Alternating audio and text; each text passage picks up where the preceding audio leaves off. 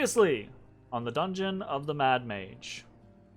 The party found themselves beset by a lake troll on the eastern edge of Halaster Keep, while the 4th Division of the Waterdeep City Guard fought a battle of attrition against a troll army. Fighting underwater against a lake troll offered some challenges, which were made worse by the fact that this was no ordinary lake troll, but rather, one of the Troll King's lieutenants. But thanks to Ezrah's ritual of underwater breathing and Matashtai's ring of swimming, it was actually who was caught off guard, not the party. Like, whoa. He was like, whoa, that's actually really fucking good. God damn it. Oh. Well played. Unfortunately, though they defeated the Drowner, their presence was detected by nearby Trollkin, who signaled for backup. Soon enough, the party could hear reinforcements approaching.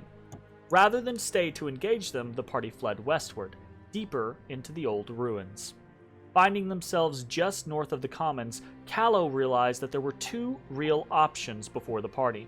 They could head south a ways and follow the curve of the old wall to the ruined keep, potentially attacking the rear of the troll army at the same time in an effort to provide some relief to the 4th.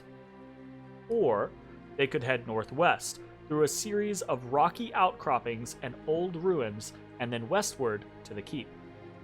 The party chose the northwest route, though by a narrow margin, and left in haste, hearing the howls of their pursuers in the distance. They passed through the rocky terrain and found themselves before an ancient longhouse with two immense stone edifices on either side. With their passage barred by the rocky terrain, they would have to pass through this place or go back. Bones scouted the building with the aid of an invisibility spell from Ezrah. The place smelled of rot, and he could hear a chanting from within. Before retreating, he threw a water skin into the room, attempting to draw out a potential ambush. And he was rewarded. A massive troll hound crawled out from under a stage at the far side of the building.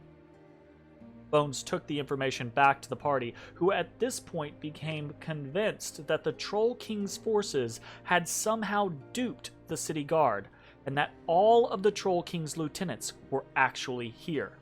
They surmised that the chanter might be a spellcaster, possibly Onda, the king's right hand, and as Callow put it, possibly the real power behind the troll host. But the party was not put off by the prospect. They had come here to cut off the head of the snake. They would do their job. The 4th was counting on it. They entered the old longhouse, attempting stealth, but when that failed, with simple determination.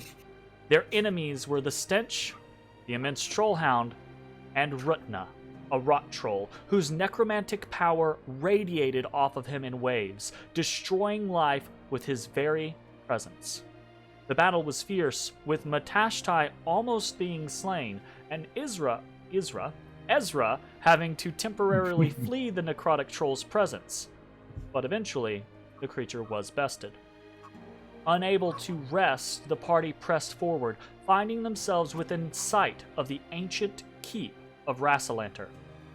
They stood within a ruined courtyard, the keep just to the northwest, and from it they could hear the calling of a trio of voices. Voices speaking to one another and naming themselves. Rook, Ten, Svar.